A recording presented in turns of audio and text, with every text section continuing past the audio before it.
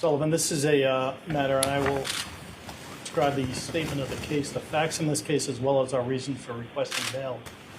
Mr. Sullivan, the early morning hours of December 27, 1989, 2 days after Christmas, two young women were working at the Hit or Miss store located in Framingham that early morning hour just before opening at 9 a.m. that day. At some point right around that time, the defendant broke into that store, came up. He was armed with a .357 Magnum. He went up to the two women, ordered them into the back of the store. At times, asked them and ordered them to separate, put them into different rooms, made each of them get undressed, where he, at gunpoint, raped each of them separately in two separate manners.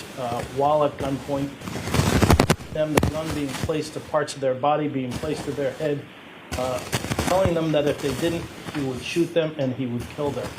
After the conclusion of this, he told them to each lie down, face down on the floor, not to move for at least 15 minutes.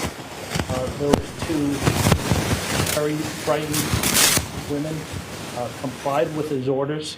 At some point, he left that store. Those two young women got up. They ran out of the store, partially clothed, ran through a back parking lot, climbed a fence, and were able to get to a house to summons help. Framingham police responded immediately, came to that scene, and gathered evidence. Were not able to successfully apprehend anyone that morning. Weren't able to successfully apprehend anyone for approximately 35 years. During that time period, the investigation continued. During that time period, also, based upon the evidence that was collected at that scene, there was a DNA evidence was able to be gathered which matched to the defendant. What became part of that investigation was that his identity needed to be figured out.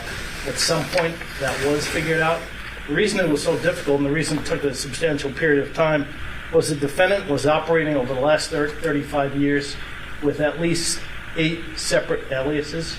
He was operating in several states, Nevada, California, Massachusetts, Rhode Island, where he has not only convictions, but there are warrants outstanding still in Rhode Island and also in Quincy District Court, also in Las Vegas for activities that he was involved in. Those 8 aliases, known aliases that he was operating under, assisted him in evading any type of apprehension by the police, and in fact, his identity was very difficult to be determined. At some point the last year, his location was seemingly found out based upon the assistance of agencies and law enforcement individuals across this country, agencies that are too numerous to name in total. The U.S. Marshal's Office, the Los Angeles Police Department, and many others were able to gather that he was living on a $1 million yacht outside of Los Angeles in Wilmington, California. It appears, based upon our investigation, that not only those crimes that he was committing, they seem to follow a pattern of him gaining the trust of individuals, using his alias, using his various aliases. He was able to gather substantial amounts of money. Some of the accusations and allegations against him, he's built individuals and companies and trusts out of individuals, one of them over $1 million, several $100,000 in situations. 1 second.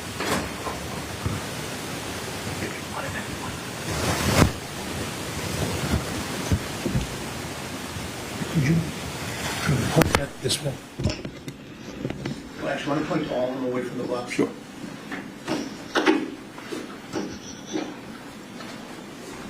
Just see no package move to the right. Or just move slightly. Want to hit that one, Mark, too? Thank you. Away from the audience. Go ahead. Mr. Sullivan, even when it was believed that he was living on that $1 million yacht, the authorities in California took surveillance of that. Were able to see an individual who fit the believed identity and appearance of the defendant, matching the identity and appearance of him. He was seen leaving that yacht. Police tried to apprehend him at that point. He got into a motor vehicle.